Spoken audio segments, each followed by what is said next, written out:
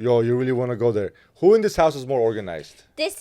You're making it No, about no. you Answer and my I. question. No, no. There are we're an men. example. If we're talking Hold about this, on. no, hold on. Answer my question. You want to go there? I'll prove you right now factually. But Who you're we can trying to. use this as an example. Who in this house is more organized, me or you? You. Exactly. That's it. That's all you need to say. Okay, but you can't go based off of just that.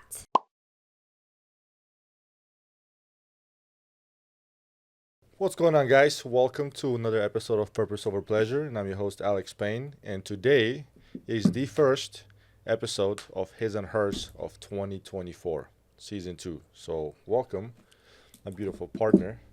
Oops. Who is at fault of spilling liquids this time? I did last time. Hope everybody's having a great year. Today, I had an idea. I was inspired by one of my friends, and the topic of discussion today is generational curses. We talk about it. I'm sure you guys talk about it. So we wrote down some things that we personally have done and still do to this day that break our generational traumas in our families, and I think are effective when you decide to break your generational trauma. So we're going to discuss that today. You ready, babe? Yes. Why don't we start with by telling them, for those who don't know, I'm sure you guys all know, you guys are very intelligent people and I love you guys for it. But what is a generational curse? You want to give them like the legal terminology or just in your own words? It is trauma that has been carried on from our family members and their past family members. Correct.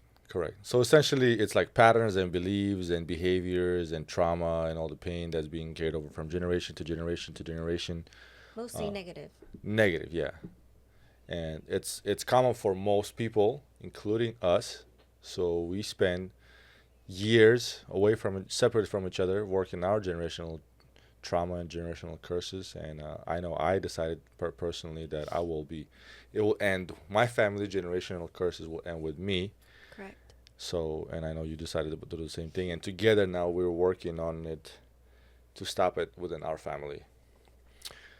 You want to tell them doing like an example of what your family generational curse is or was or had been? Because I got a handful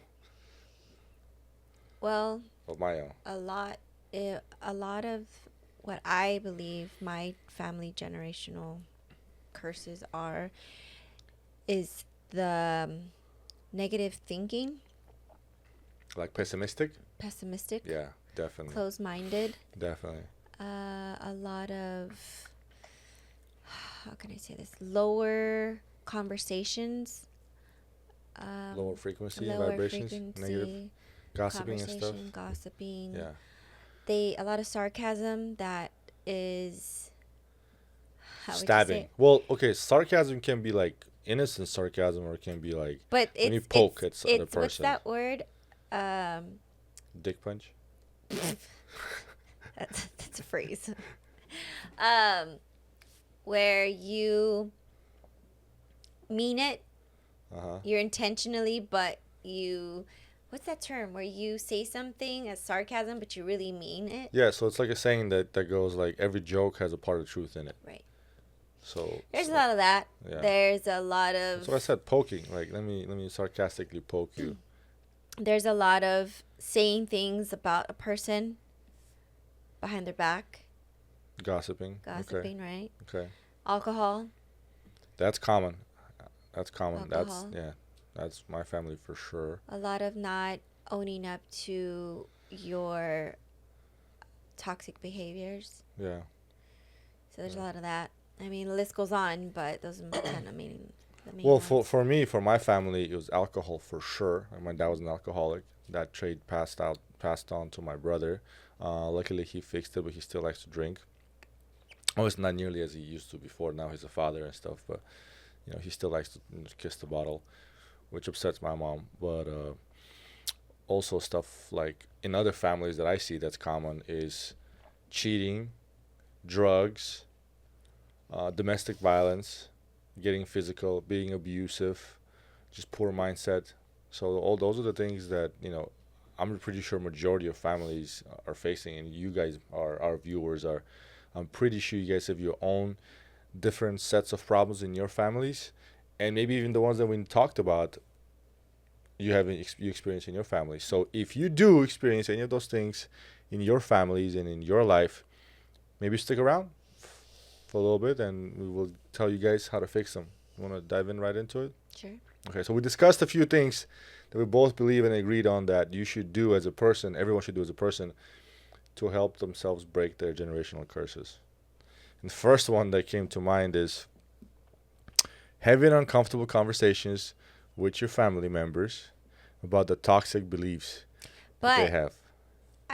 sorry, I don't mean to interrupt you, but it's for me. It wasn't until I was in like my 30s where I was able to have those uncomfortable conversations, because in my 20s they would see me as I don't know. I don't know enough. Yeah. I'm young. What do Yeah. you know about that? You ever gone through a phase of your life that you're like, hey, your parents are not always right?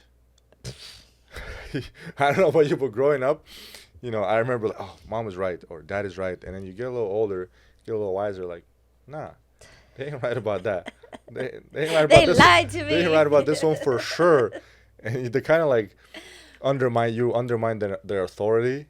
But you don't want to do it because it's your mom or it's your dad, and you obviously love and care for them. But you're like, nah, certain things now you gotta accept the fact that they don't. I've definitely done. I've come back with, no, that's not how. But I've learned how to get my point across by choosing words so that they understand. So it's not what you say, it's how you say it. So I can't remember the situation, but I've had to break it down where I have empathy for my parents and I let them know a situation, but I choose my words wisely where it shows that I'm empathetic towards their feelings, so that they know that I'm not attacking them, but I'm also not blaming them, but letting them know, hey, look, how you were raised works for you in your generation, in your era, but for me, it's not working out that way. But I have empathy because you didn't understand. You didn't have the proper resources. See, I, being my own biggest critic, will have to admit that I've done the opposite. Yep. I'll just be like, well, I wouldn't say you don't know shit, but like, no, like I know better. But then as I get older, I realize, okay, you have to come from a place of empathy and let them know, like, okay, you didn't know any better at your time, but now I happen to know a little more about the topic. Because I'm more nurturing. And I'm more straight to the point. You are no filter. No. Hey, he keeps the snakes away. Let's just put it Right, that way. but also it doesn't. It's just problematic. You want to take it outside? I can definitely take it out. It's outside. cold next time. Well, It's cold. take But- it to the bedroom. Anyways, going back to the topic, right? Having uncomfortable conversations. That is tough, dude. I think the biggest issue that I have still to this day with my family is having those uncomfortable conversations. Like even me. And I got the balls to say things to people's faces. Well, that's the thing. You haven't came to a point in your life where you understand that as soon as you have those uncomfortable conversations, it's going to be a lot less heavy on your shoulder, and you're going to feel a lot more relieved by just saying it in many ways. What if, and I'm sure people will ask a question, I hurt their feelings? I don't take joy in hurting my family's feelings. But again, that goes back to it's not what you say, it's how you say it. So understanding the concept of I have to choose my words wisely where you're not attacking them, but you're also trying to not prove your point, but get your point across to their level of understanding. So I always start my conversations with, I'm saying this with love and light. I'm not attacking you. I just want to express how I'm feeling so you can get a better understanding of what's going on in my head and my emotions. This is what's bothering me. You may not mean it this way, but this is how I'm perceiving it. And then you just go from there. I have to have those conversations with my dad, with my mom. They are uncomfortable, but again, sometimes we create these stories thinking that we are going to hurt them feelings, and in reality, we don't. And they're like, oh, well, I didn't even know that. We should have told me. What if some of our viewers have parents who are just absolutely stubborn and are not willing to accept the truth? Because there's people like that out there that exist. Again, you still have to have love and light and just know that maybe not right now, maybe later, but you still want to see your parents in that light that it will happen in the future. Because if you still have this perspective of, oh, they're always going to be stubborn, because you're putting out there how they're going to receive your message. You're assuming. But if you assume that they are going to, you never know, they will. Yeah. I never thought that my dad would be interested in doing Reiki. I thought he was so closed off to that. You thought the same shit about me too. Exactly. So I also had to change how I thought you would respond in my head, and said, you never know. What if they are open to it? True. So True. seeing them in that light instead of in the dark, Yeah. because you're so used to their dark responses. Okay. In other words, yeah, come from kind of like a Oreo cookie method. Use that same method. But the patterns and beliefs that I'm referring to can be, for example, like we talked about earlier, money, right? The lack of money, or we're not meant to be millionaires. We're just meant to be color workers. Or you're not smart enough to be rich. Or money is evil. Or money doesn't like. No, money is not evil. Money is just energy. And that energy is like anything else. If the person is a piece of shit, it will amplify a piece of shit. If the person is good, it will amplify a good. Like I've seen both sides. But I stick around people who have money and they're good and then able to do more good around them. And gossiping, right? All families gossip. Drinking, all that stuff. You gotta have those conversations. But I think the biggest one is definitely money, like finances. Like money's evil, money's evil. I don't know about you, but me growing up, it was definitely, paycheck to paycheck, lack of money type of mindset. It was you have to work so many hours and not spend with your family as much. Overtime all the time, chasing that dollar bill. And like, I don't remember a lot with my mom or my dad. I remember my dad being very depressed because the separation that he had with my mom, and he was always mad and angry. So I remember having to walk on eggshells with him. Mm-hmm. And it wasn't until I want to say my late 20s is when he kind of had a turn. But that's when I started my spiritual journey, where I started to kind of slowly shed light into him. And he would turn me down. I remember one time I had a journal for him, and I told him, I said, Dad, I want you to have this.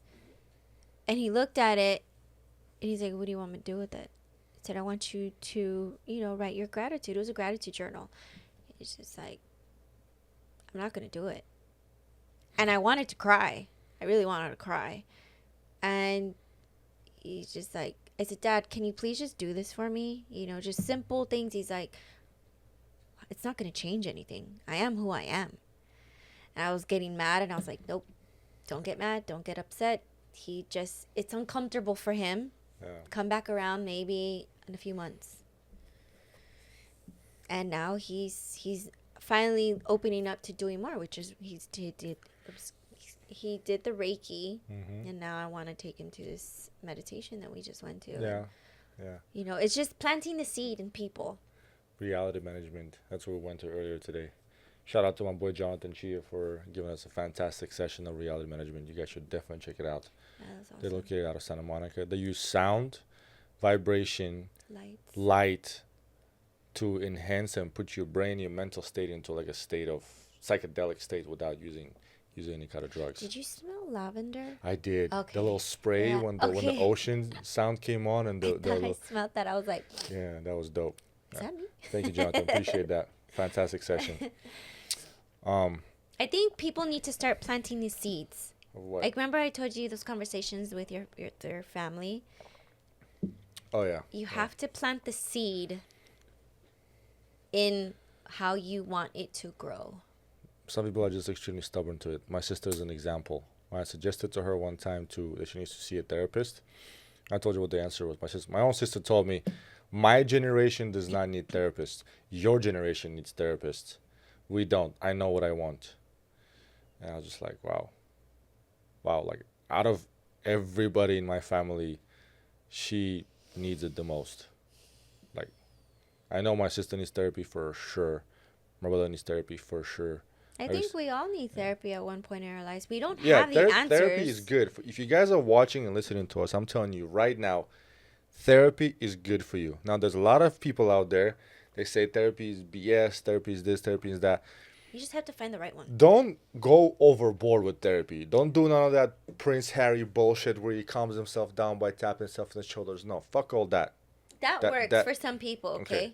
I would say exactly. It's whack. What resonates with you. You've never tried it. As a man, if you're sitting there in national television, you're giving an interview, you're being interviewed, you're a prince, you're sitting on national television, and you're showing that this is how you deal with your demons by sitting there and tapping yourself on the shoulders. No. And if you do that, and if that works, do it privately. At a certain point, a man should be an example of how to be a man. Not everything needs to be disclosed. There's certain parts of a woman in a woman's life and a man in a man's life that should be kept, intimate and private. Same thing goes for professions. For example, my profession, like law enforcement, there's certain things about my job that are intimate to me and to us. There's certain things that I cannot disclose to the public because, first of all, certain things that I see at work, majority of people will not understand. They will not comprehend it. They're unable to see it and not get shocked. And they're also not able to understand of the things that how we deal with these situations. For example, it's going to sound kind of messed up, but a lot of times first responders, not just cops, but paramedics, EMTs, firefighters, this is so much fucked up shit that they utilize humor to deal with it. Mm-hmm. It's not because we were fucked up on the head, but the humor is a natural response to use to deal with a very traumatic situation. Now, the problem comes when you see a lot of bad things and you cover up with humor, and you don't find an outlet to really dig in and deal with it. That's when bad things happen. That's another form of... So those are the intimate parts about my job. I'm sure different jobs, different professions have certain things that do not need to be disclosed. So going back to Prince Harry, no, he did not need to disclose that. And that's not the type of therapy that I'm talking about. But overall, yeah, find an outlet how to deal with your trauma. Which brings us to the next point. But I want to take a step back. Point number 2 we're going to talk about is what you mentioned earlier. Not blame your parents. Yeah. Accept them for who they are. You have to come to the realization that it's not your parents' fault, but it's their example of how you need to be and not be. Mm-hmm. There's certain traits from my father that I would not want to carry on into my future. And there's certain traits of him that I would like to. Same thing with my mom. And it wasn't until I saw my therapist where she had to set that seed in me and told me, you can't blame your parents anymore. You're an adult now. You have to just own up to it. And it was almost like that was the little bump in the road for you to decide which path you want to go down. But it's not a little bump.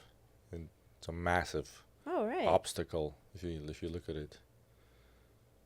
It's shaping you into who you're supposed to be. I think the number one excuse a lot of people use when they choose to be a victim of something, number one excuse is parents. Oh, I'm this way because of my mom. I'm this way because of my dad. I'm this way because both of my parents, or because I don't have parents. And by no means I want to bash on people who grew up with messed up parents or one parent or no parents. It's tough. But at a certain point, you need to make a decision to change your life. I love talking to people who became something valuable in spite of their one or two fucked up parents. Jose is an example. Who else do we know? Like a lot of people, including Kevin. myself. Kevin, right? A lot of people, even my mentors, good friends of mine, people I do business with, yeah, become the opposite of their parents. Well, that goes to show if you, it's kind of hard because if you don't have that strength to do better, then you're going to just follow in their footsteps. Because you don't know better. Right. Because you're raised by that toxic person. See, it's and all you have related. to get away from it, Yeah. and get around people who can help you and develop those traits to enhance that way of being more positive or more enthusiastic about life and not going down the negative pathways, because there are people that can do that and bring that out of you too. And the opposite. If you're surrounded by 5 people who are always negative and Right. pessimistic, that can also attract, like, I for sure attracted relationships like that in my younger years when I was dating, but because I thought it was normal. There goes that also because mm-hmm. of your parents. Mm-hmm. Yeah. I think, yeah, it's good to point that out. You accept the relationships in your life and you allow the things or certain treatments towards you because of how you're raised by your parents.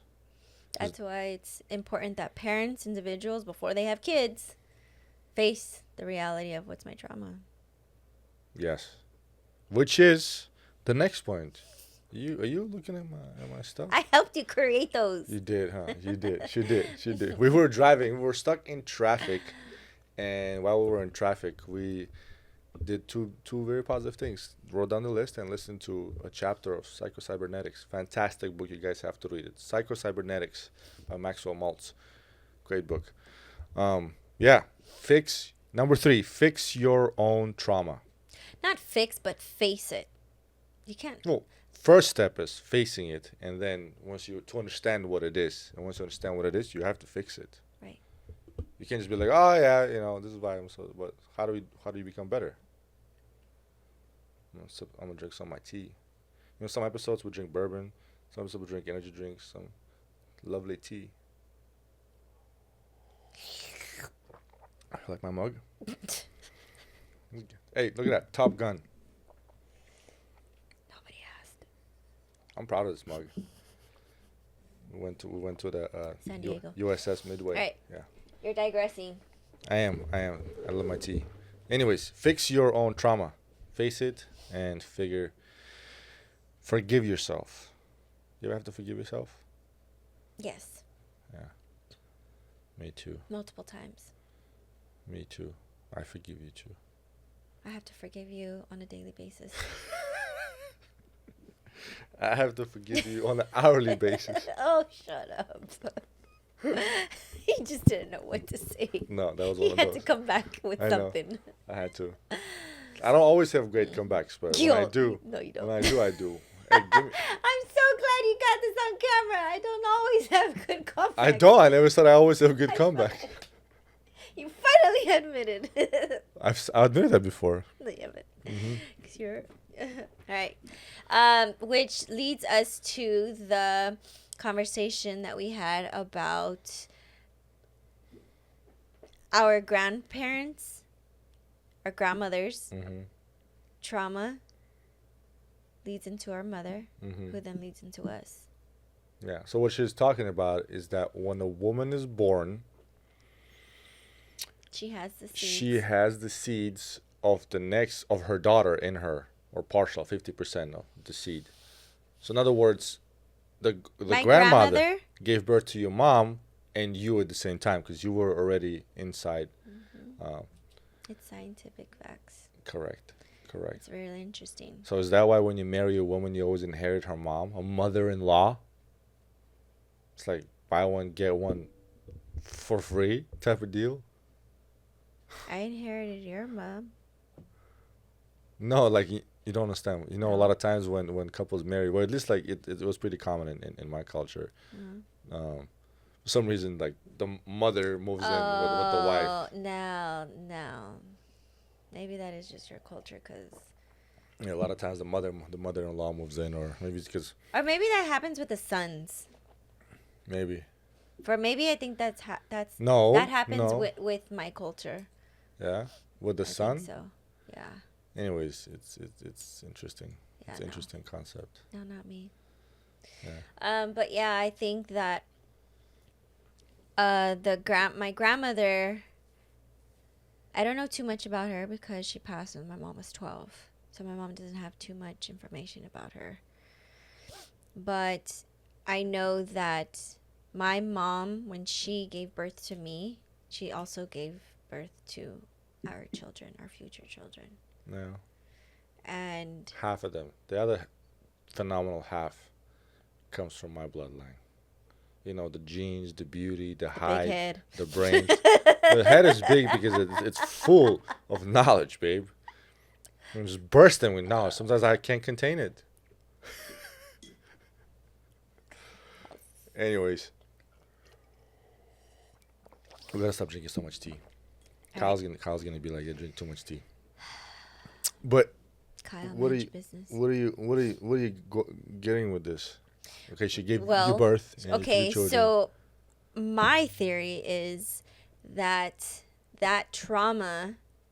Oh, that was a conversation that women, when they have children, it's important that the parents speak to the baby, and the energy that goes into the woman is, it's obviously not always going to be, butterflies and rainbows, but understanding that the energy that the woman brings in is she's giving that to the child. So if there's traumatic events that aren't faced, or if she's carrying it, it's going to be carried into the child. Like there's a lot of arguing going on, hostility, unless it's just something that I remember, just the hostility, the anger. I picked up that trait, being really, really negative when I was a child. Seeing my dad argue and yell all the time. So I'm assuming that it's because when the baby is inside the womb, and the energy that the mother's receiving can flow into the child because it's all energy. That makes sense. Well, they essentially share everything. Yeah.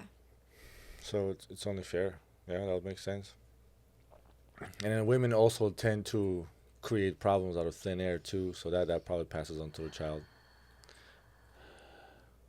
I'm not scared. I said it.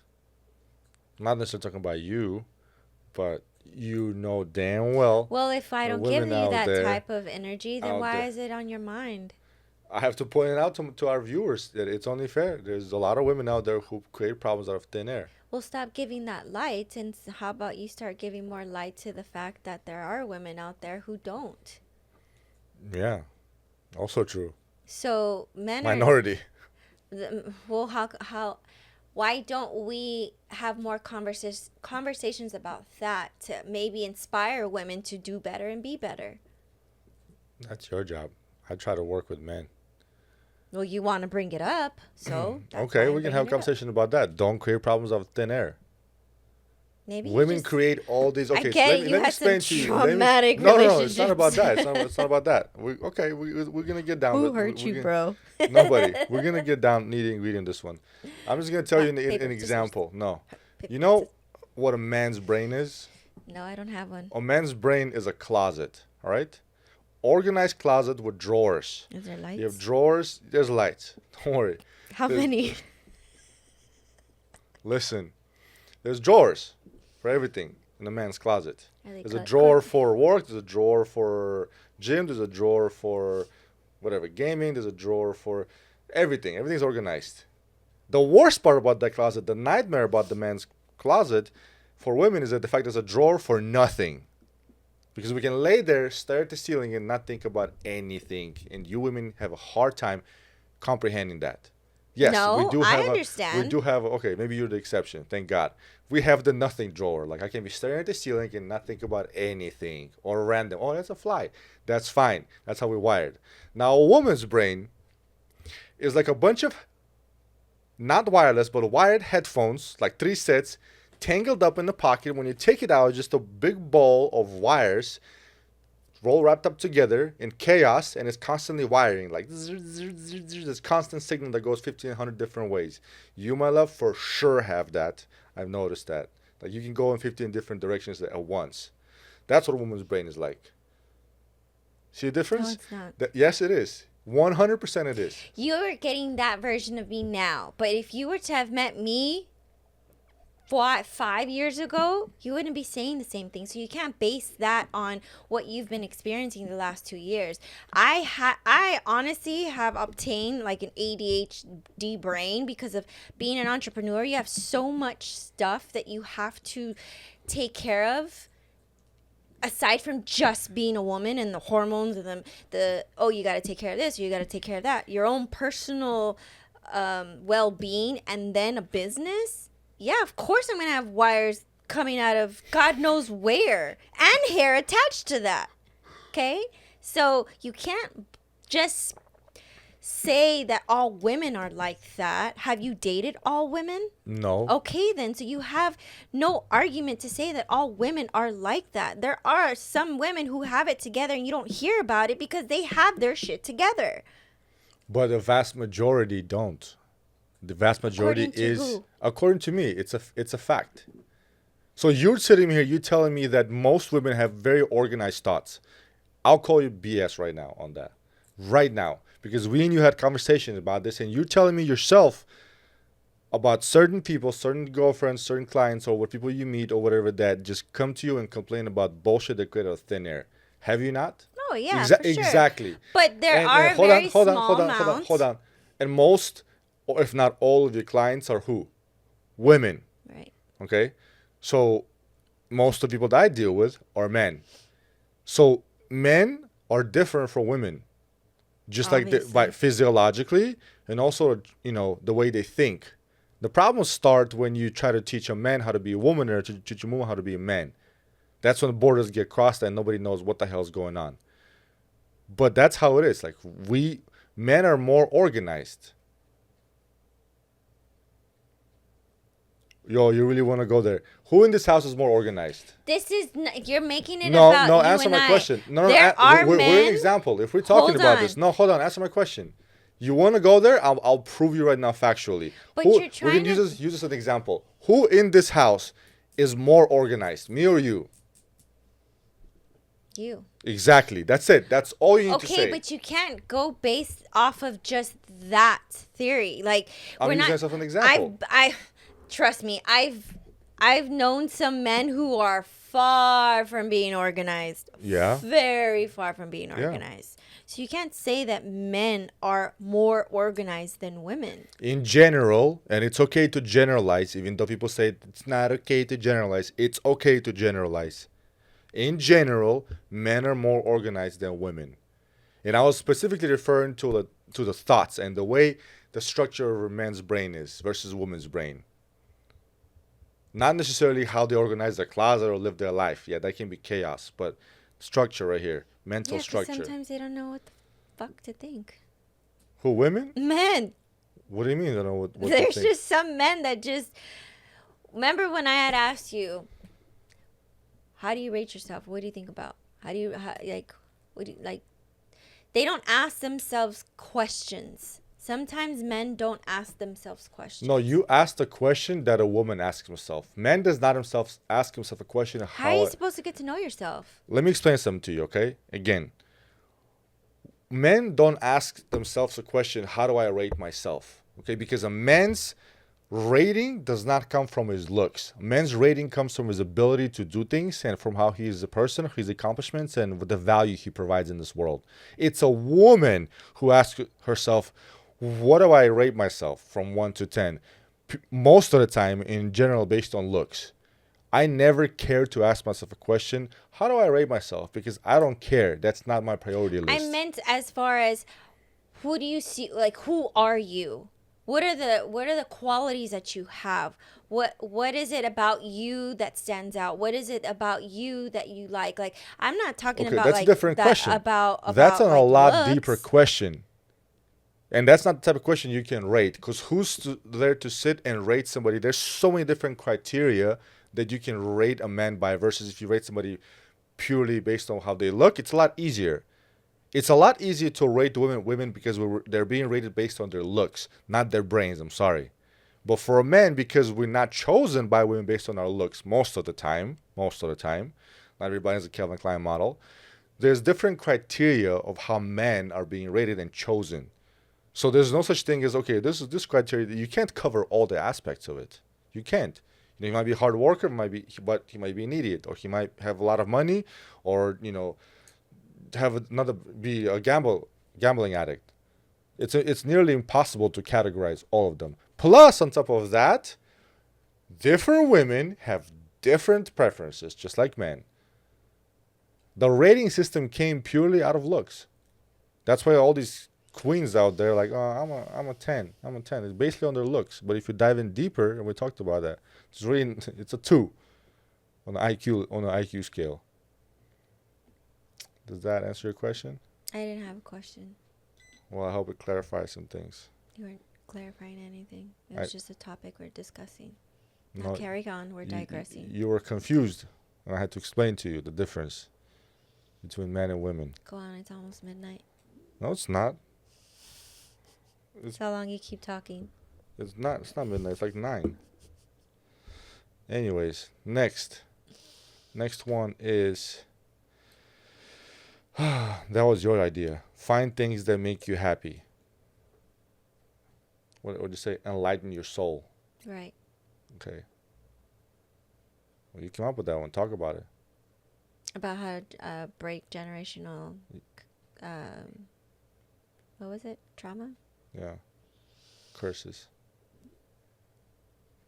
Yeah.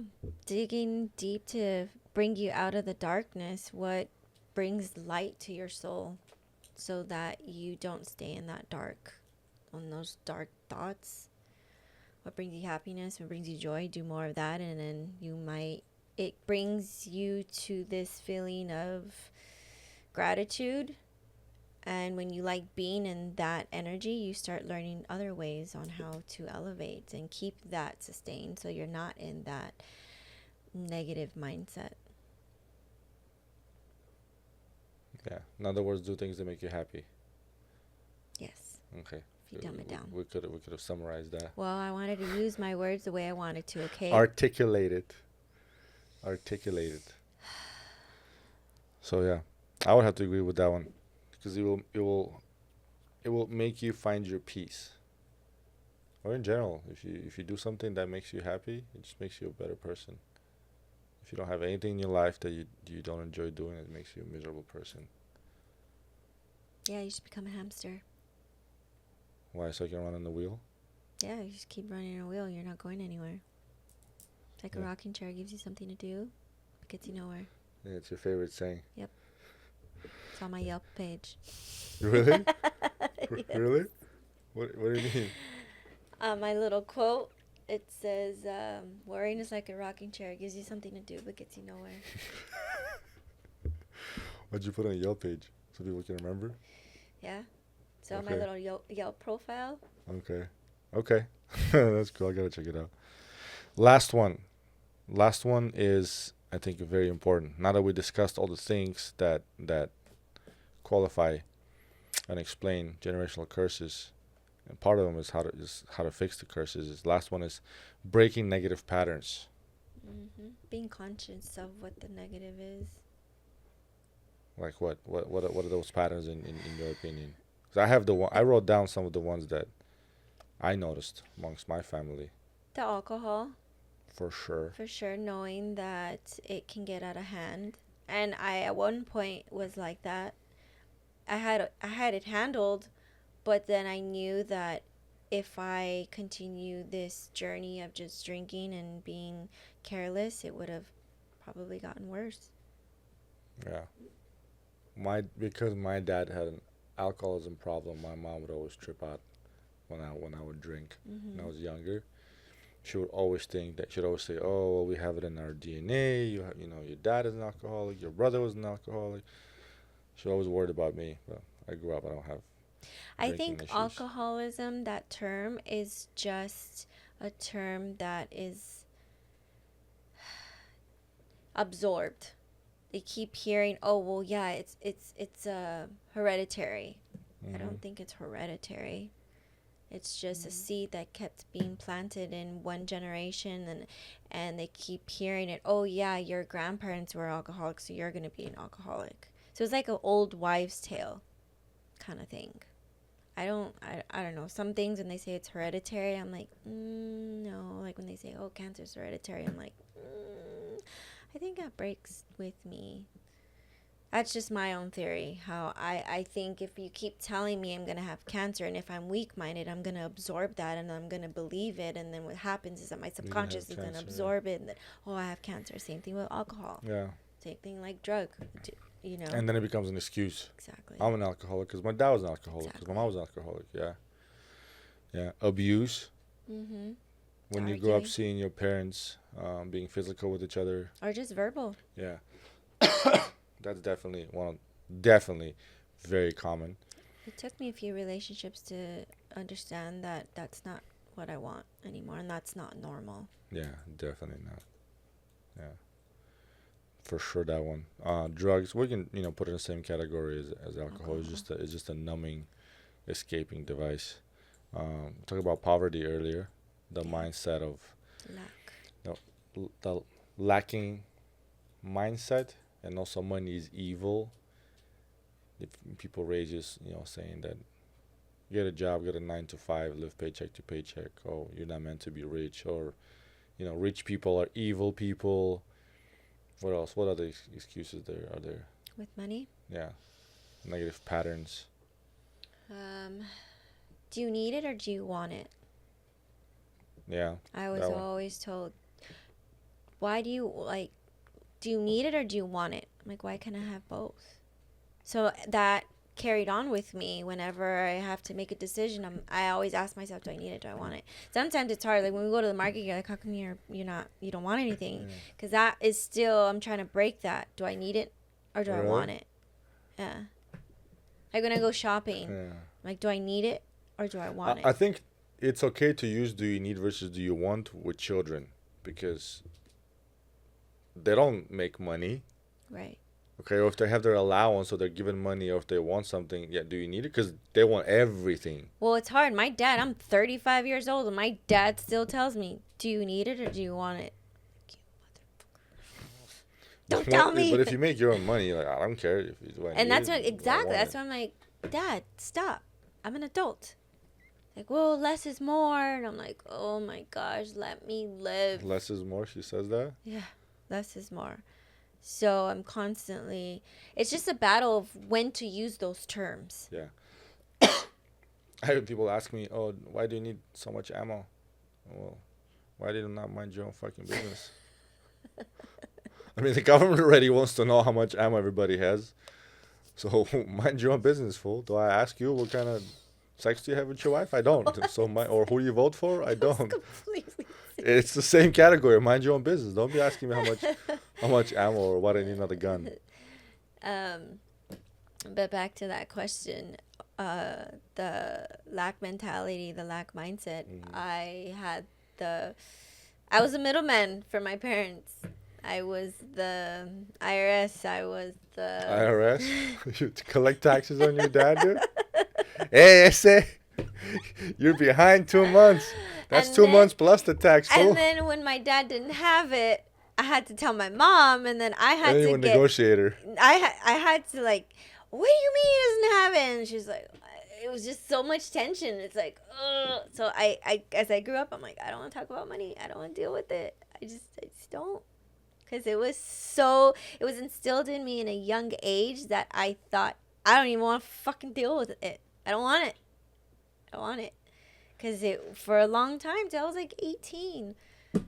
And it sucks is because my sister, so my mom would use my sister and I, and then when my sister got older, my sister's 6 years older than I was. So then after my mom couldn't use her anymore, she started using me. And then when I grew enough sense, I would tell my mom, call him. No, I'm not gonna call him. That's your dad. Okay, well then I don't know what to tell you. Send him a message. Write him a letter.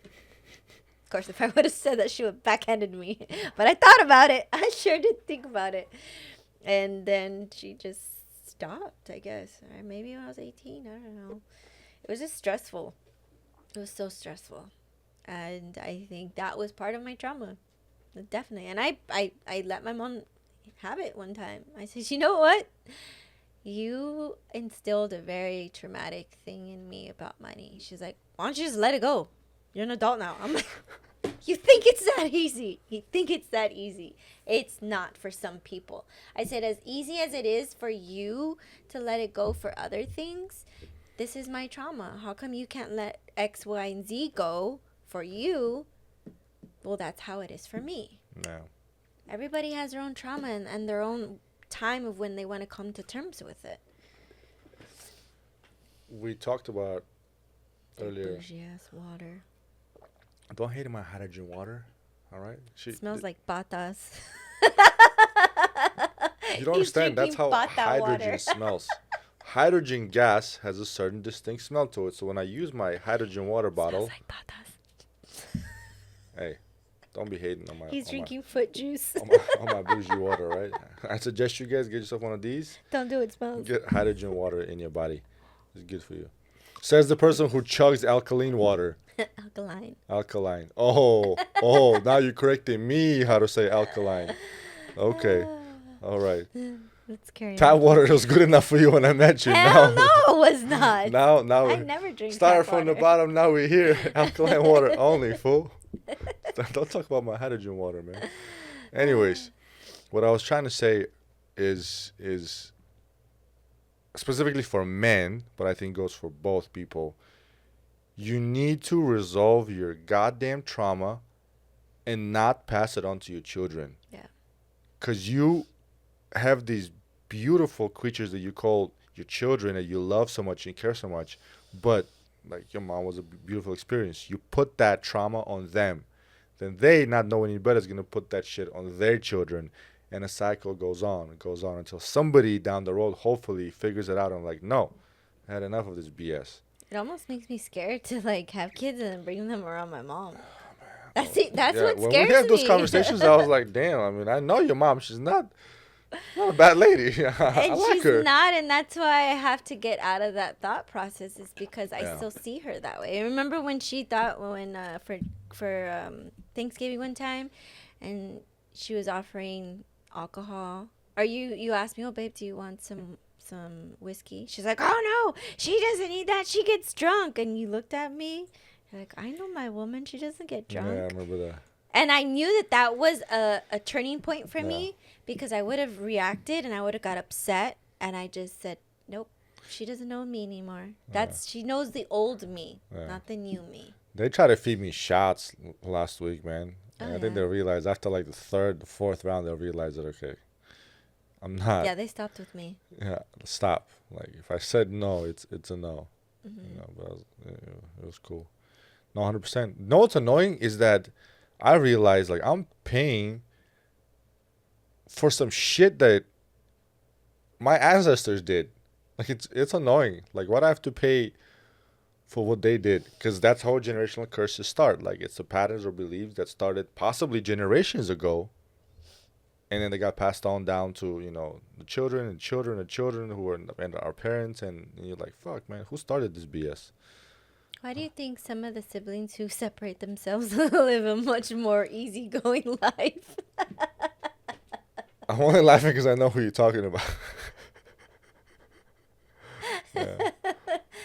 I mean, I'm just saying, it makes some sense, and then they call that person the black sheep of the family. Yeah. That's another thing that's hard to do, is when you decide to go against the grain and break generational curses of your family, you end up being the black sheep. You end up being misunderstood, Judged. exiled sometimes to the point criticized. of being exiled, criticized, gossiped about, talked shit about, separated, left behind, and et cetera, et cetera. Being told that, oh, you think you're special? You think you're this? No, I'm not special. I'm just different, and I Just want more. I refuse. want better. And I want that for you. But also, when you are being criticized, you have to stand your ground and look at them with empathy and say, I love you. There's room for you at my table. But until you change that mindset, you can't sit here. That's tough. See, you got to go through all that. And with all that crap, you still have to be like, I love you. And so for some people, they don't want to have those uncomfortable conversations, so they just cut them all off. Or they do have the conversations and the family doesn't want to change or level up so that they can meet that person. So then they will always bump heads. Yeah. Luckily, I don't have a big family like you. Thank God you don't. Yeah, I have enough of yours. All the uncles and aunties and cousins you have. What did you think you were going to get dating a Latina? Listen, I knew about it, but I didn't know it's well, that you deep. fucked around. You found out. It goes deep. There's no takebacks. It goes Sorry. deep. There's a never-ending amount of tias and tios, dude. You're like, who's who? Tia this, tio this, this cousin, that cousin. Like, I think after like the third tia, I stopped remembering the names. I can't. I'm really bad with names. I'm good with faces. I only know like 3 of your tias. I don't know the other 300. Relax, not that much. Okay, 30 for sure. Yeah. Okay, that's a lot. That's just my dad's side. Anyways, man, let's get back to the topic, dude. Yeah, so essentially, I think we covered all when talking about breaking generational curses. Just to kind of summarize it for you guys, if you guys are on a path, if you guys understand that you do have some generational curses in your family and you want to break them, our suggestions to you are to follow these 5 different steps, right? First of all, have uncomfortable conversations with your family members about those negative beliefs that you have in your family. Also notate them, what you see from your family, because what you may see may not be the same that your family sees. So True. figure out, write that down. What you see is a negative curse, and they might not understand it. they, Yeah. before talking to them and actually getting clear, is it just my ego thinking that's what it is, or that's really what it is? Okay, fair. Yeah, because not everyone is able to reflect on themselves and their actions. Sometimes you gotta have another person tell you that you're messing up here or there. Good. Second one is stop blaming your parents. You need to understand and forgive them, hopefully, if you can, unless they've done some hellacious shit to you. Then Take accountability too. yeah, and just accept them for who they are. Right. So that's important. Third one is fix your own trauma.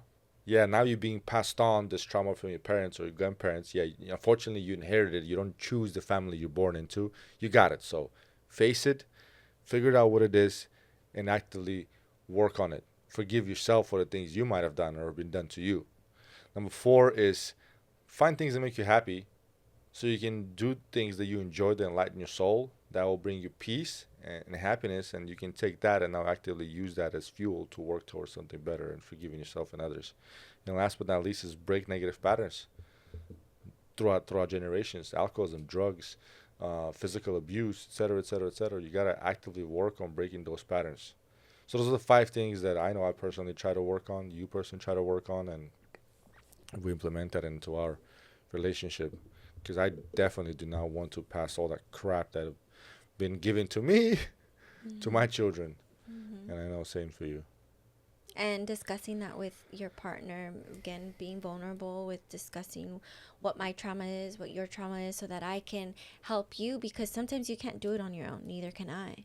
So maybe this goes back to choosing a partner who is going to not bring you down when you're trying to make changes, but also know that it helps when you have somebody, a good partner, to help you level up past those traumas, or maybe they have suggestions on how you can get past that trauma. Yeah, it's important. Unless you have a toxic person, then you're fucked. Then you're fucked. And you're gonna keep beating the dead horse. Unless you're dating a toxica. What was that banner sign we saw one time driving somewhere? Toxicas. needed or something, like a hiring sign. Oh my gosh. Toxic that's is needed. That's I was so like, dumb. it's dumb. But yeah, you got anything else to add before we close this up? Um, Any last words of advice to men, women, he, she, it, they, Stop them? it. Yes. Getting very clear, concise, and intentional with what you want out of your life. That brings you peace, not your mom, not your dad, not your siblings. What ultimately brings you peace? Write that down.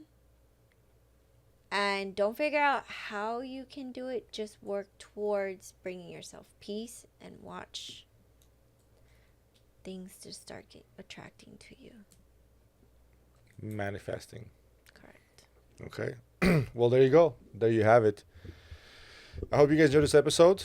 We try to put out information that we believe will benefit the couples when we do the his and hers edition.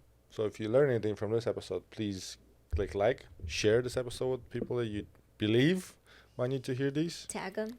Yeah, tag them, send a DM it to them, and subscribe to our channel. Thank you guys for being a part of this journey. Make sure to subscribe. Leave a comment if you can. If you have any questions, leave it in the comment section below. Are you throwing gang signs? A little bit. You can take a Latina out the hood, but you can't take the hood out of Latina, man. All right. Thank you guys for being a part of this journey, like I said earlier, and watching this episode. And I'll see you guys next time. Cheers to a new 2024. Yeah. Toodles.